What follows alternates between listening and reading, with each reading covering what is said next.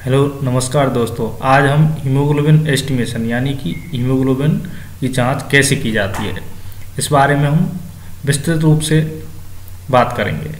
आखिर हीमोग्लोबिन की जांच कैसे की जाती है, तो इस बारे में हम सबसे पहले देखते हैं कि हीमोग्लोबिन जो होता है वो 90% होता है। जो अपनी आरबीसी होती हैं उसका 90% ड्राई वेट होता है मैच्योर सेल का, और ये दो चीज़ों से मिलकर बना होता है, हीम और ग्लोबिन। यानी कि हीमोग्लोबिन बराबर हीम प्लस ग्लोबिन।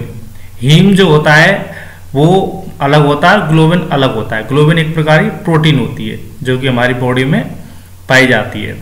हीमोग्लोबिन जो होता है इसमें अपन क्या देखते हैं, इसकी स्ट्रक्चर को चार ग्लोबुलिन के आपने ये देखे होंगे, इसमें चार हैं, दो पेयर हैं, और उनके बीच में आप देखते हो क्या है, Fe जो क्या है +2 के फॉर्म में होता है।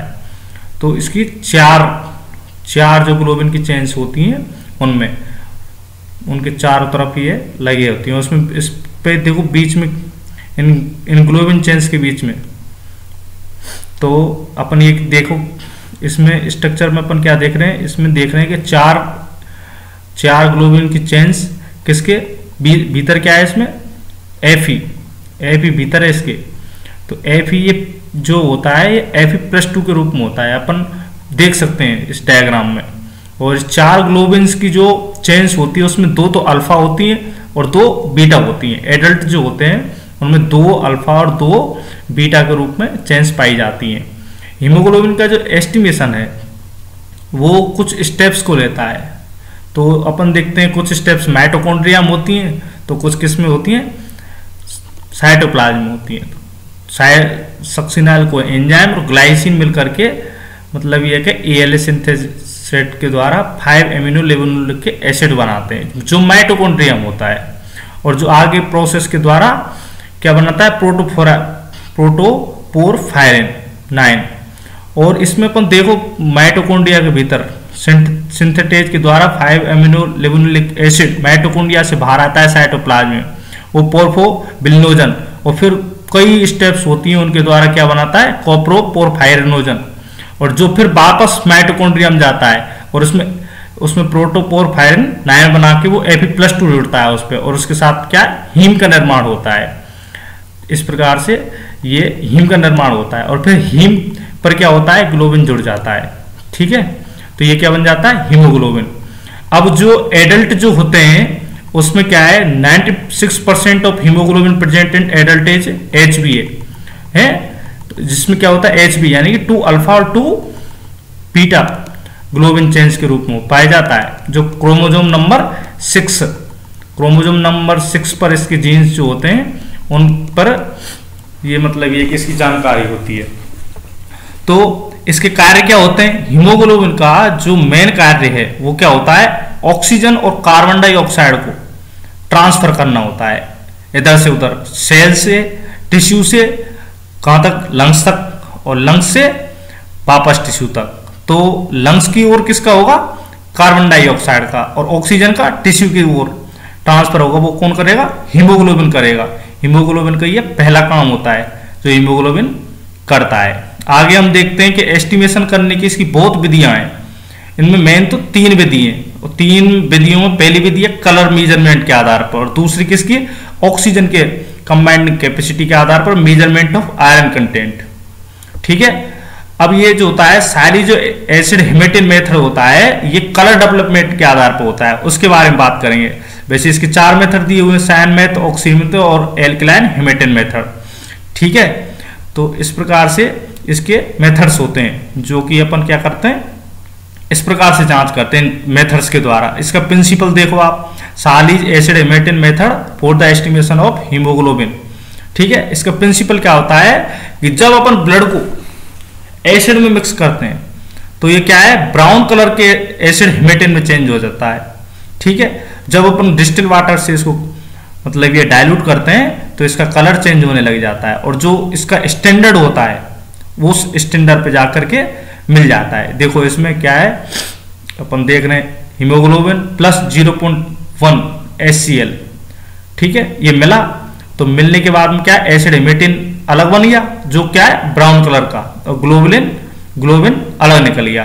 तो इसके कलर के आधार पर क्या है अपन सालिज एसिड एमिटिंग मेथड के द्वारा हीमोग्लोबिन एस्टिमेशन करते हैं।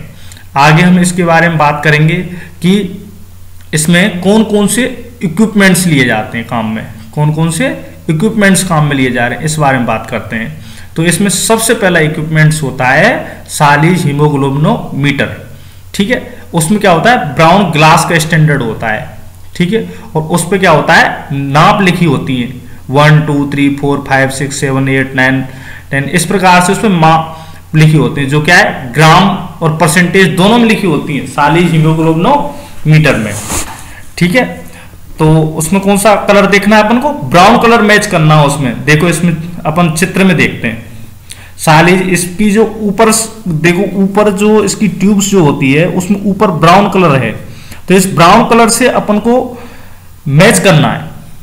मिक्स करने के बाद में ब्लड को, और अपन जब HCl को NY10 HCl को मिक्स कर रहे हैं, थोड़ा उसके लिए टाइम देते हैं, उसके बाद में अपन को उसको देखना है कि इसका कलर के साथ में वो मैच हो रहा है कि नहीं, और जहां मैच हो गया वही इसका मतलब हीमोग्लोबिन होता है। मैच होने पर ही हीमोग्लोबिन की माप ली जाती है, जो किस में लेते हैं अपन ग्राम और परसेंटेज में।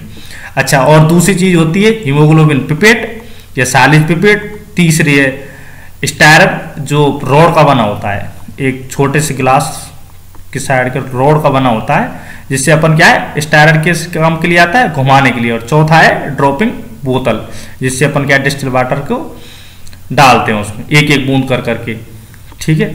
इस प्रकार से उसमें डालते जाते हैं और उसका कलर मैच करते हैं फिर, ठीक। आगे इसमें रिएजेंट कौन कौन से काम में लिए जाते हैं, इसमें रिएजेंट दो काम, रिएजेंट मान लो रिएजेंट तो एक ही है, क्या है NY10 HCl, ठीक है। और दूसरा उसके लिए क्या ले रहे हैं अपन डिस्टिल वाटर, कलर मैच करने के लिए डिस्टिल वाटर लेते हैं ना।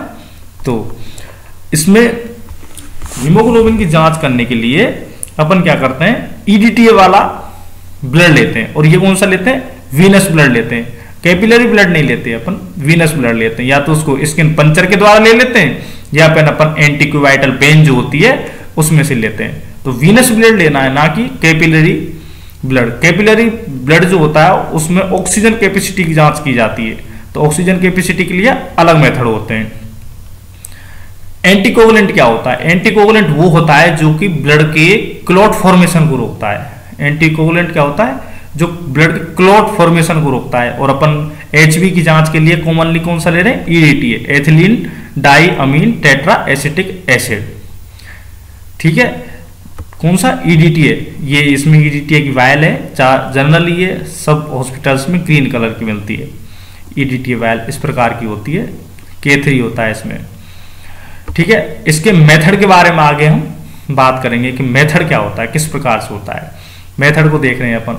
सबसे पहले क्या करेंगे NY10 HCl लेंगे अपन 2 मार्क्स तक, उसमें 2 मार्क्स होता है सालिज ग्रेजुएट जो ट्यूब होती है उसमें। फिर उसमें क्या करना है सालिज पिपेट के द्वारा अपन को 20 माइक्रोलीटर उसमें ब्लड मिक्स कर देना है, ठीक है। ब्लड लेते टाइम पे एक बात ध्यान रखना है कि जो उसकी पिपेट है उसको अपन क्या साफ कर लेंगे, नहीं तो वो एक्स्ट्रा जो ब्लड होता है ना वो उसमें चला जाएगा मिक्स करेंगे जब अपन, ठीक है। ये काम करना है अपन को। फिर आगे क्या करना है, इस मिलाने के बाद में इसको अपन 10 मिनट के लिए रख देंगे, और उससे क्या करेंगे स्टायरर जो घुमाने के लिए होता है मिक्स करने के लिए, उससे अपन स्टायरर के द्वारा उसको मिक्स करेंगे अच्छी तरीके से, ठीक है। 10 मिनट के लिए रखना है। 10 मिनट को उसके बाद में 10 मिनट के बाद में इसको अपन क्या करेंगे आगे की प्रोसेस करेंगे। आगे की प्रोसेस में अपन क्या करेंगे डिस्टिल वाटर लेंगे। तो डिस्टिल वाटर में क्या करना है अपन को कि ड्रॉप जो है उसमें ड्रॉप के द्वारा एक एक ड्रॉप डालना है, ड्रॉपर के द्वारा डिस्टिल वाटर की एक एक ड्रॉप लेकर के डालना है, और उसमें सालिज जो ट्यूब है उसको वो सालिज कंपेरेटर में रख देते हैं। सालिज कंपेरेटर में रख के उसमें ड्रॉप्स को डालते जाते हैं अपन, ठीक है। ड्रॉप्स को डालते जाते हैं, ड्रॉप्स को डालते जाते हैं, और जब उसका कलर मैच हो जाता है ब्राउन कलर का, यानी कि जो उसमें ऊपर दिया हुआ कलर है उससे मैच हो जाएगा, वो क्या हो जाएगा हीमोग्लोबिन, उसी के पेशेंट का हीमोग्लोबिन हो जाएगा इसकी। फिर इसके देखो लाभ क्या है, ये जल्दी परफॉर्म हो जाता है, इजी है, ज़्यादा खर्चा भी नहीं है, ठीक है। और इसमें ज़्यादा कुछ एक्सपर्ट आदमी की ज़रूरत भी नहीं पड़ती इस मेथड को करने के लिए कि इसको ज़्यादा करो, ज़्यादा सीखने वाला है, डिग्री लेने वाला, जनरल आदमी भी इसको हीमोग्लोबिन को इस मेथड के द्वारा कर सकते हैं, ईजी है। आगे इसके डिसएडवांटेज हैं, ये लेस एक्यूरेट होता है, ठीक है, और दूसरा इसका जो कलर जो होता है वो मतलब स्लोली आता है, और colour of acid haematin fades with the time and dilution must be done exactly after 10 minutes when the colour development is maximum. 10 minute के बाद में उसका क्या होता है, कलर चेंज होने लग जाता है एसिड हेमेटिन का, इसलिए उसको 10 मिनट के बाद में तुरंत अपन को क्या करना है, ड्रॉप्स को डालना है, ये बात अपन को ध्यान रखनी है। और इसके बाद में individual variation in matching of colour is seen if the matching point is pass the whole procedure has to be repeated. Colour of glass in the comparator box tends to fade with time और lack of true standard. ये जो दो नीचे के हैं लेक, colour of glass in comparator box tends to fade with time और lack of true standard, ये मेन है, इसी कारण ये इसका सबसे बड़ा डिसएडवांटेज है। और अब इसकी नॉर्मल वैल्यू के बारे में बात करते हैं, तो नॉर्मल वैल्यू मेल्स में तो कितनी होती है, 14 से 16 ग्राम पर डेसीलीटर, फीमेल्स में 12 से 14 ग्राम पर 12 से 14 ग्राम पर डेसीलीटर, इनफैक्ट्स में 16 से ज़्यादा भी हो सकती है, 21-22 तक हो जाती है, 21-22 से 25 तक भी हो जाती है इन्फेंट्स में। जनरली आजकल जो लैब्स हैं उनमें 16 तक एडल्ट का मेल का मान लिया जाता है, ठीक है। फिर आगे जो क्यों किया जाता है, डॉक्टर्स जो होते हैं वो सबसे पहले एनीमिया जांच करने के लिए कि इसके एनीमिया है कि नहीं है, इस बात की जांच करने के लिए हीमोग्लोबिन की जांच करने का एडवाइस देते हैं कि भाई आपके एनीमिया तो नहीं है कहीं, इस चीज़ की जांच करने के लिए हीमोग्लोबिन की जांच लिखते हैं वो। तो लैब में इस प्रकार से ये अपन क्या करते हैं, हीमोग्लोबिन की जांच करते हैं। तो आगे हम बात करते हैं कि WHO ने कितने से कम होगा तो वो एनीमिया के रूप में आएगा। अगर मेल्स में 13 से कम हीमोग्लोबिन है और फीमेल्स में 12 से कम है और प्रेग्नेंट लेडी में अगर 11 से कम है तो वो क्या है, एनीमिया के रूप में माना जाएगा। इंडिया में 90% ऑफ क्या है, प्रेग्नेंट लेडीज एनीमिया के शिकार है, 85% के करीब, 85 से 90% करीब। और धन्यवाद, और हमारे इस चैनल को शेयर और सब्सक्राइब करना ना भूलें। Thank you medical Baba, thank you for watching the video.